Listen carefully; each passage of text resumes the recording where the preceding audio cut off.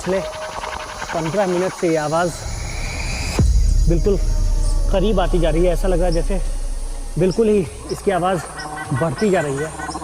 पता नहीं ये कोई जानवर है या फिर क्या है।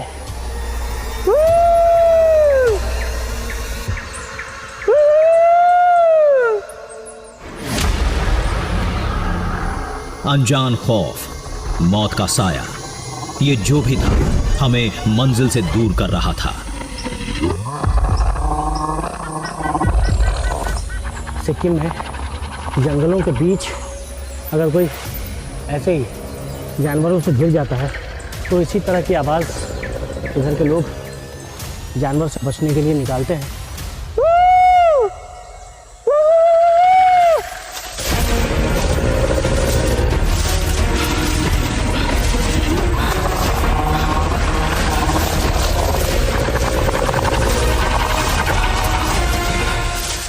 निकलना निकलना निकलना।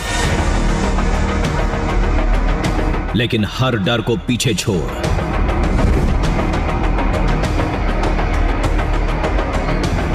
लहूलुहान हालत में कांपते कदमों के साथ हम 13,000 फीट ऊंची उस झील तक पहुंचने में कामयाब रहे।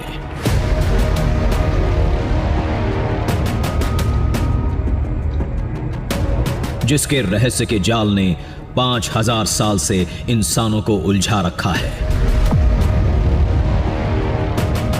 कहते हैं इस जलाशय में कोई दैवीय शक्ति है। इसका रंग दिन में कई बार बदलता है। इंसान के माथे पर लिखी वक्त की लकीरें पढ़ लेता है। भूत भविष्य सब बताता है। ये कब से हो रहा है कोई नहीं जानता। क्यों होता है इसके जवाब में लोगों के पास एक पौराणिक कथा है। कहते हैं आज जहां झील है युगों पहले एक गांव था जहां 5,000 साल पहले महर्षि वेद व्यास ने भविष्य पुराण की रचना की थी। एक दिन गांव अचानक पानी में डूब गया और वहां झील बन गई। दावे के मुताबिक उस झील में तभी से भविष्यवाणी करने की अद्भुत शक्ति आ गई। आप इस झील पे जब देखेंगे तो आप अपना पास भी दिखाई देंगे और अपना फ्यूचर भी देखेंगे। जब हमने झील में झांका, पानी में खुद को देखा तो सिर से पांव तक कांप गए। अरे ये क्या? हमें क्या दिखा था और जो भी दिखा था उसके बाद क्या हुआ, उसे समझने के लिए घटनाक्रम को शुरू से देखते हैं। उस समय से जब झील की तलाश में हम सिक्किम में गैंगटॉक से करीब 40 किलोमीटर दूर छांगू गांव पहुंचे थे।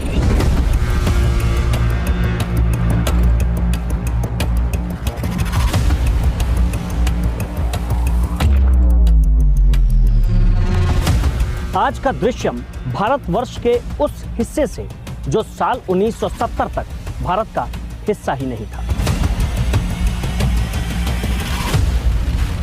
कहते हैं वहां एक झील है और कहते तो ये भी है कि वो झील कभी बीते हुए कल की तस्वीर दिखाती है तो कभी आने वाला कल का आईना दिखाती है।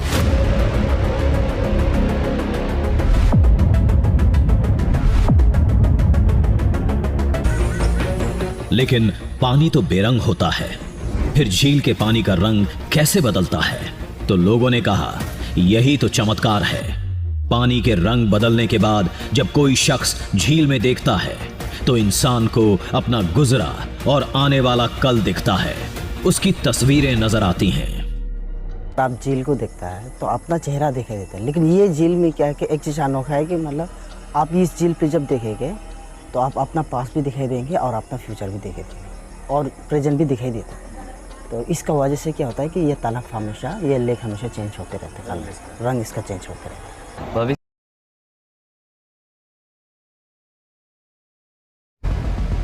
किरदार बदले थे, लेकिन ये कहानी भी भविष्य देखने से जुड़ी थी। फिर भी ये दावा भरोसे के काबिल नहीं था। अगर कुछ दिलचस्प था तो वो था भविष्य पुराण, जो हिंदू धर्म के 18 पुराणों में से एक है, जिसे महर्षि वेद व्यास ने महाभारत के बाद लिखा था। और दावे के मुताबिक जहां आज वो झील है, भविष्य पुराण वहीं लिखा गया था।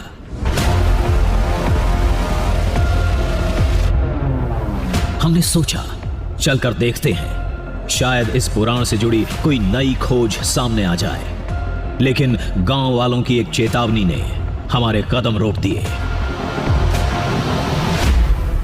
वो छांगू लेक जाने का जो भी रास्ता है ना, वहाँ पे एक यति है। वहाँ पे अलग अलग आवाज़ें आती हैं। लोगों का कहना है वो आवाज़ जानवर का है या फिर यति जिनका अजीब सा पैर होता है, उन लोगों का कहना कहा जाता है। लोगों ने झील के एक अदृश्य रखवाले का हवाला दिया, जिसकी केवल खौफनाक आवाज सुनाई देती है। जो भी उस जलाशय तक जाने की कोशिश करता है, डरावनी आवाज सुनकर बीच रास्ते से लौट आता है। हो सकता है ये सुनी सुनाई बातें हों, लेकिन पूरी तसल्ली किए बगैर आगे बढ़ने में खतरा था। लेकिन किसी के पास झील के रास्ते को लेकर ज्यादा जानकारी नहीं थी। फिर एक बुजुर्ग का पता चला।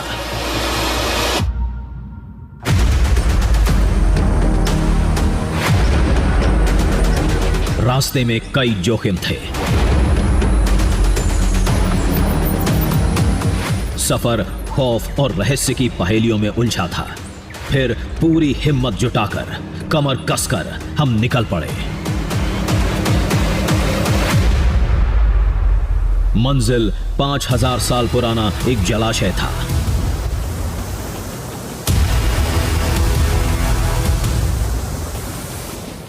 जिससे जुड़े दावे अभी भी दिमाग में हथौड़े की तरह चल रहे थे।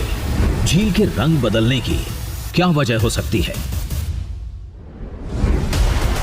वहां भविष्य पुराण लिखा गया था। क्या इसी वजह से झील में लोगों को अपना भविष्य दिखता है? यहाँ मैं देख रहा हूँ कि जब मैं इसमें झांक रहा हूँ ऐसे नीचे, ना तो मेरा अतीत दिख रहा है, नहीं ऐसा लग रहा है कि कुछ भविष्य जैसा दिख रहा है। लेकिन हाँ, मैं जैसा हूँ, जैसे किसी भी पानी में इंसान की छाया बनती है, बिल्कुल वैसी ही छाया इसमें बन रही है।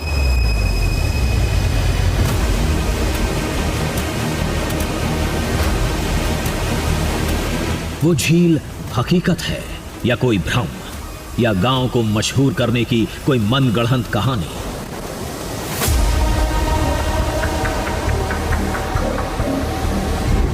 ये फैसला वहीं होगा। फिलहाल तो पहली चुनौती जलाशय तक पहुंचने की थी। गांव के लोगों ने भी बताया कि यही रास्ता है, क्योंकि दोनों तरफ बहुत घने जंगल हैं और इस वक्त में घने जंगलों के बीच यहाँ चलना खतरे से कम नहीं है। सबसे ज़्यादा डर सांप का है। इसी धार को हम अपना रास्ता मानेंगे और ये तय होगा कि इस रास्ते से हम उस जगह तक कितनी देर में पहुँचते हैं। झरने से निकले तो घने जंगल की भूल भुलैया ने फंसा दिया।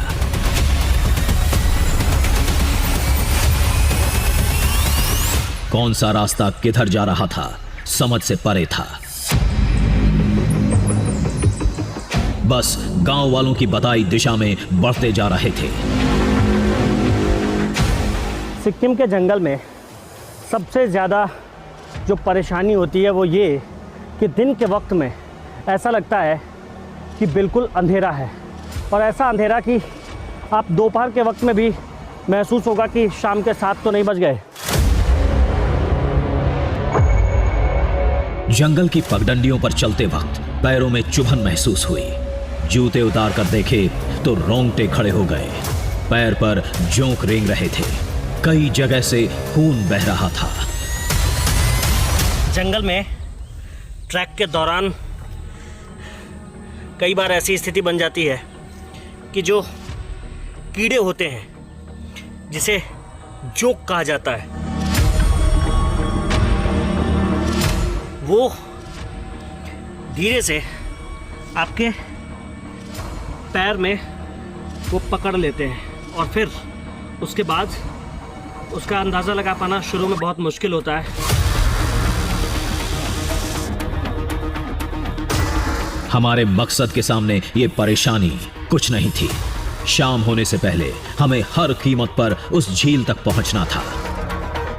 उसके भविष्यवाणी करने के दावे की पड़ताल करनी थी, लेकिन ज्यादा दिलचस्पी उस जगह को देखने में थी जहां भविष्य पुराण लिखा गया था। जंगल से बाहर निकले तो सामने नाथुला दर्रे से सटी भारत चीन सीमा का दृश्यम था, और वहीं था नाथुला के नायक की धरती, यानी बाबा हरभजन सिंह का मंदिर।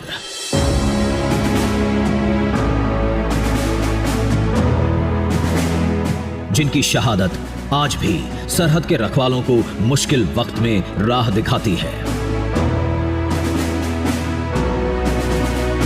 दुश्मनों के खिलाफ चौकन्ना करती है। ये एक ऐसी कहानी है जो इंसानी कल्पना से कोसों दूर है, लेकिन सच्चाई से सभी वाकिफ हैं। ये बाबा हरभजन सिंह मंदिर का प्रांगण है। बाकायदा पीछे मंदिर बनाया गया है और पूरी जानकारी यहाँ लिखी हुई है कि बाबा हरभजन सिंह, जिनका जो शहीद हो गए थे साल 1968 में, और शहीद होने के बाद उन्होंने अपने जवानों को सपने में ये बताया था कि उनका एक समाधि स्थल होना चाहिए।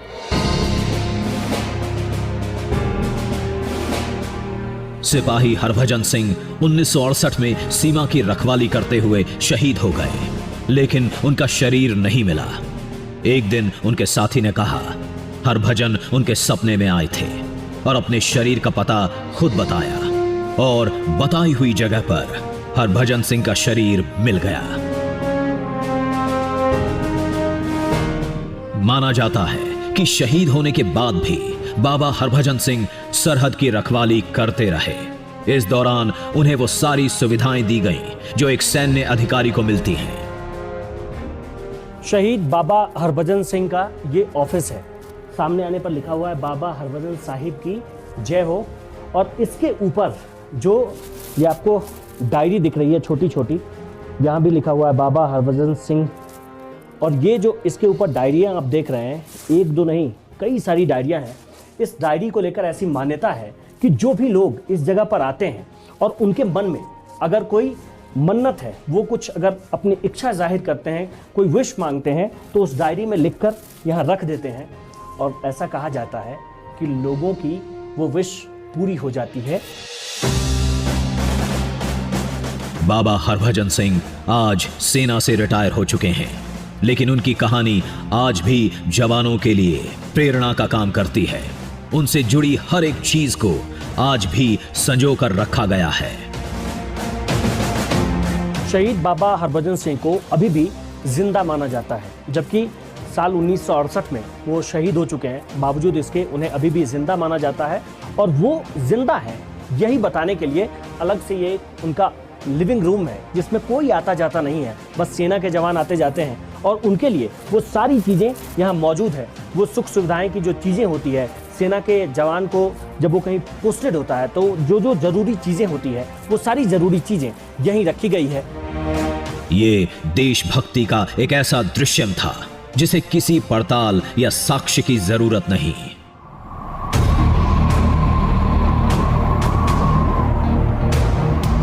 लेकिन हम जिस कहानी का पीछा करते, पहाड़ और नदियों को लांघकर आगे बढ़ते जा रहे थे, हमारे तर्क उस पर विश्वास करने की इजाजत हरगिज नहीं दे रहे थे।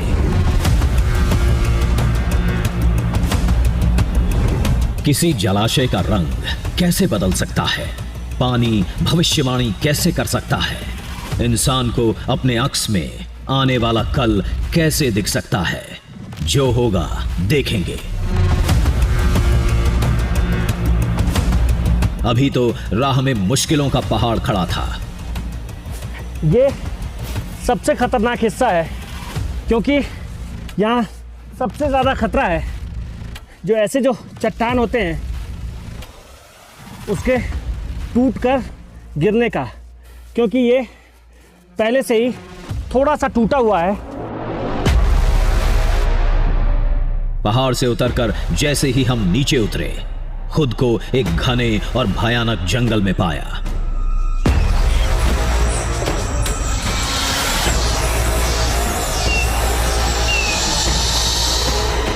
एक अजीब दुनिया थी ये। सन्नाटे का शोर कानों को चीर रहा था। आशंका से दिल बैठा जा रहा था।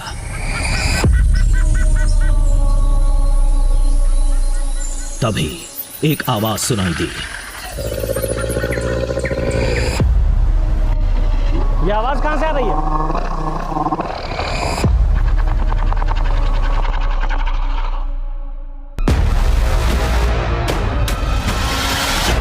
हमने वो जगह छोड़ दी, लेकिन आवाज से पीछा नहीं छूटा।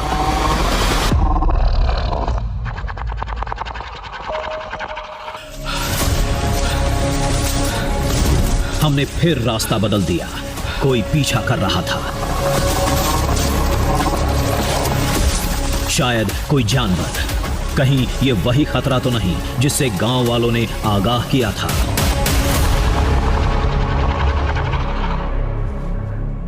पता नहीं है किस चीज़ की आवाज़ है।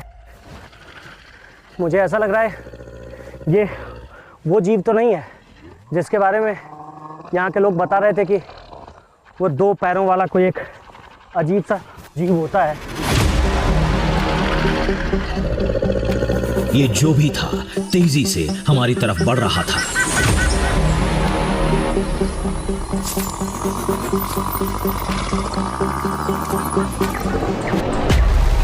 हम पीछे हटे। कोई रास्ता नहीं सूझ रहा था।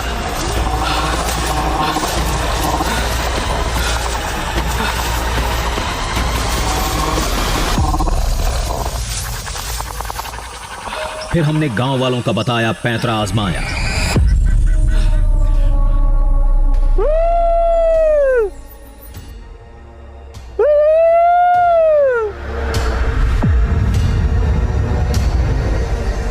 सिक्किम में जंगलों के बीच अगर कोई ऐसे ही जानवरों से गिर जाता है तो इसी तरह की आवाज़ इधर के लोग जानवर से बचने के लिए निकालते हैं।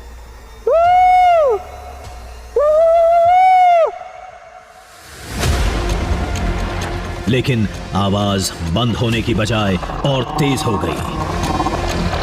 आवाज़ बहुत तेज है। निकलना, निकलना।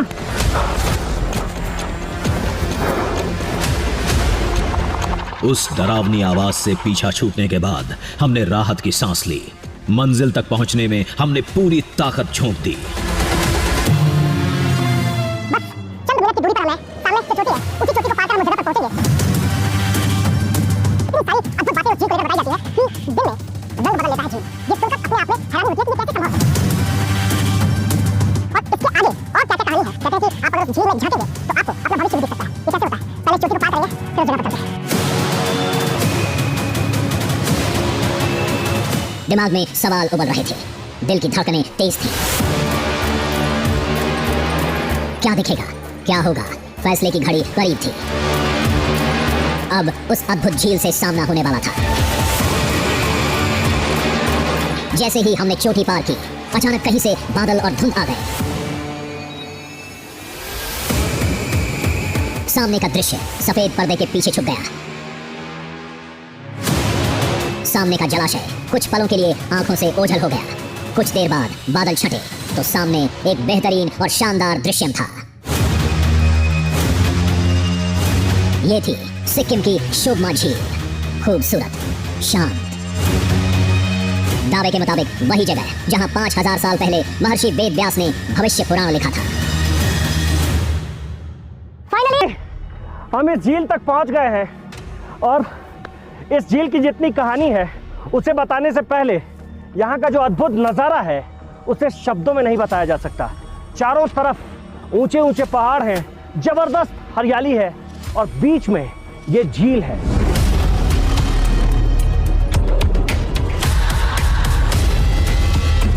कोई कहता है झील का रंग बदलता है, पानी में झांकने पर इंसान का भविष्य दिखता है। पहले हमने रंग बदलने के दावे की पड़ताल की।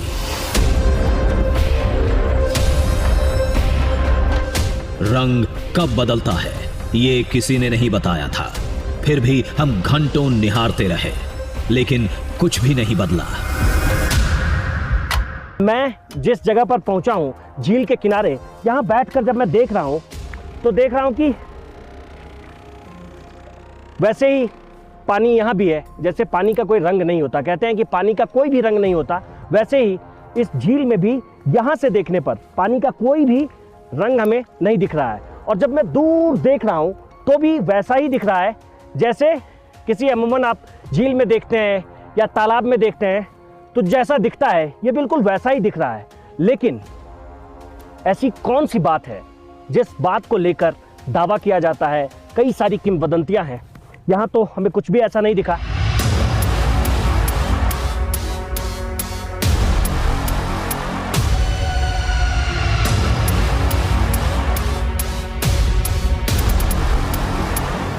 हो सकता है गहराई में कोई खास पत्थर हो या कोई शैवाल, जिससे पानी के रंग बदलने का भ्रम होता होगा।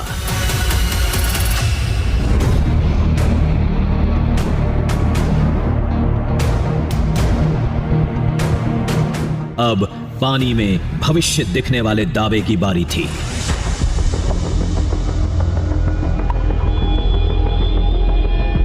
हमने पानी में झांका, खुद के अक्स के सिवाय कुछ नहीं दिखा। कोई भूत भविष्य नहीं था वहां। जो दावा है, जो किंवदंती है, जिस तरह की बातें की जाती है कि भविष्य दिखता है या नहीं तो अतीत दिख जाता है, ऐसा मुझे अभी तो नहीं दिख रहा। कुछ भी नहीं दिख रहा यहाँ।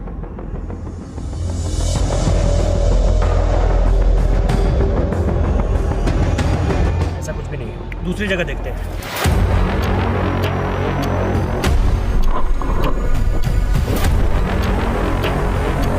क्या ये दावा भी गलत था? हमने कई जगह कोशिश की, कई बार झील में देखा और कुछ भी नहीं दिख रहा। ऐसा कुछ भी नहीं दिख रहा। हर बार हताशा ही हाथ लगी। यहाँ भी बिल्कुल सब कुछ सामान्य दिख रहा है। कुछ भी अंतर नहीं दिख रहा मुझे। कुछ भी नहीं दिख रहा। वही दिख रहा है जो मैं हूँ। ना तो वो भविष्य जैसा कुछ दिख रहा है, ना तो वो अतीत जैसा कुछ दिख रहा है।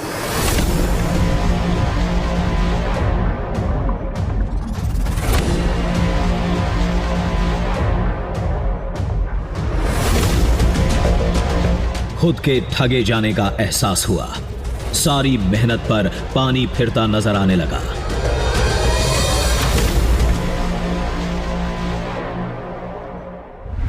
काफी देर तक कई बार कोशिश करते रहे।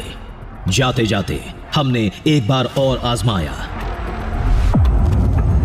पानी में खुद को देखा और आश्चर्य से चीख पड़े।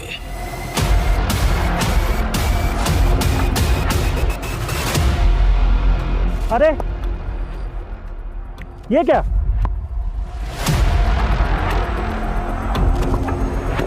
ये तो सफेद था ना। ये हरा कैसे दिख रहा है?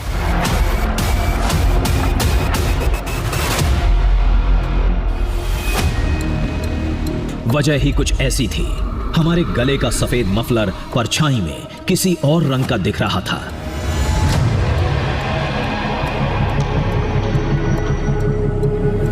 अरे इसका कलर बदल गया।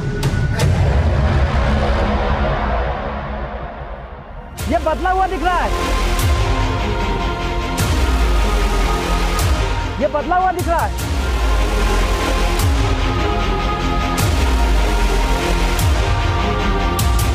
इस दृश्य ने हिलाकर रख दिया था। समझ में नहीं आ रहा था सफेद मफलर पानी में एक्वामरीन मतलब फिरोजी रंग का कैसे दिख रहा था। ये तो कलर चेंज दिख रहा है।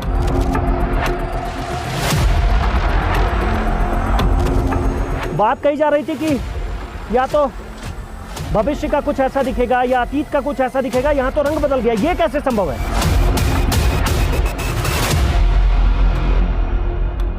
सिर चक्कर खाने लगा। ये क्या हो रहा था? दावा पानी में भविष्य दिखने का था। ये मफलर का रंग कैसे बदल गया, जबकि बाकी सब चीजें वैसी ही दिख रही थीं जैसी थीं। सब कुछ वैसे ही है। चश्मा बिल्कुल ब्लैक है, हेडबैंड वैसा ही है, वॉच का कलर भी वैसा ही दिख रहा है, ये जूते का कलर भी, जैकेट भी, फिर ये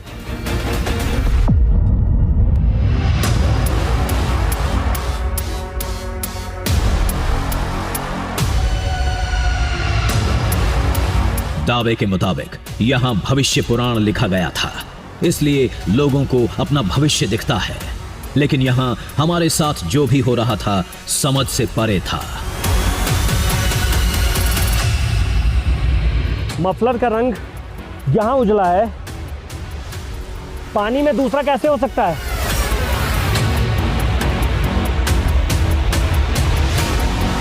सुनकर तो यह आया था कि यहां भविष्य का पता चलता है, पीछे जो कुछ भी हुआ है उसका पता चलता है, और यहां मफलर का रंग ही बदल गया। क्या करें, कहां जाएं? इस पहेली को कैसे सुलझाएं, कुछ समझ में नहीं आ रहा था।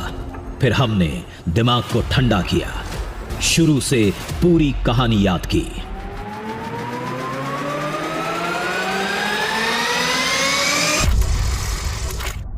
हमारे गांव में एक वो बुजुर्ग आदमी है, वो बुजुर्ग आदमी आपको पूरा वो जानकारी दे सकता है उसका बारे में। दादा, दादा, दादा। गांव के वो बुजुर्ग जिन्हें झील से जुड़ी हर बात पता है, गांव में वो हमें नहीं मिले थे। शायद उनके पास इस सवाल का जवाब हो।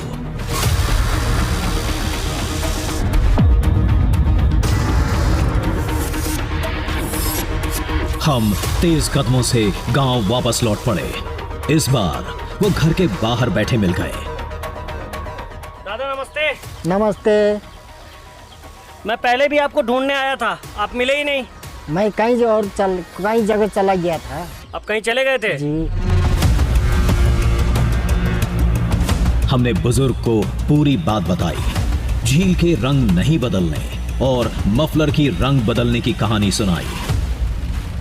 मैं भी गया था वहाँ, लेकिन मेरा जो ये मफलर है ना, इसका रंग ही बदल गया। इसमें ये सफेद है ना। कैसे हो गया ये? अचानक काम बात हो रहा है, ये तो अभी मैं सुना नहीं है, सैकड़ों साल से नहीं सुना है। मैं खुद बहुत हैरान हूँ, ये कैसे हुआ?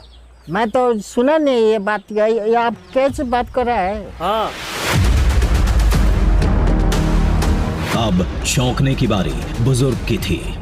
उन्हें विश्वास नहीं हो रहा था। उन्होंने भी बहुत सिर खपाया, लेकिन कुछ समझ नहीं पाए। वो तो नहीं, ये तो अचानक काम बात हो रहा है। ये ऐसे वाला बात सुना नहीं मैं अभी तक। ऊपर वाला झंडा है, मैं नहीं जानने इसके बारे में। बस यही कहते रहे कि वो झील भविष्य बताती है, और यही सच है। आपको जो भी दिखा उसका जरूर भविष्य से कोई नाता होगा।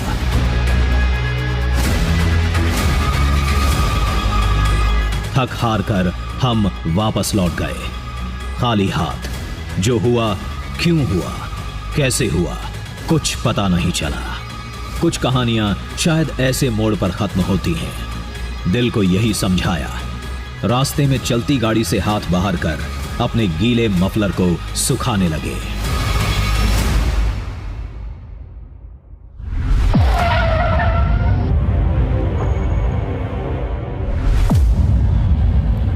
वहाँ जाना तो संभव ही नहीं है, ठंड भी लग रही है। अब दूसरा मफलर लेना पड़ेगा लग रहा है।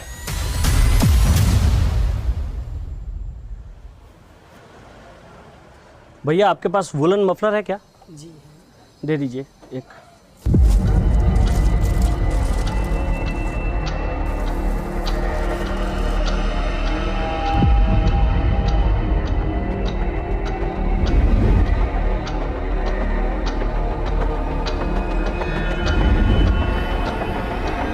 आप इस झील पे जब देखेंगे तो आप अपना पास्ट भी दिखाई देंगे और अपना फ्यूचर भी दिखाई देंगे। भविष्य पुराण वहीं लिखा था, इसीलिए वहाँ पर झील पर झांकने पर तस्वीर नहीं भविष्य दिखता है।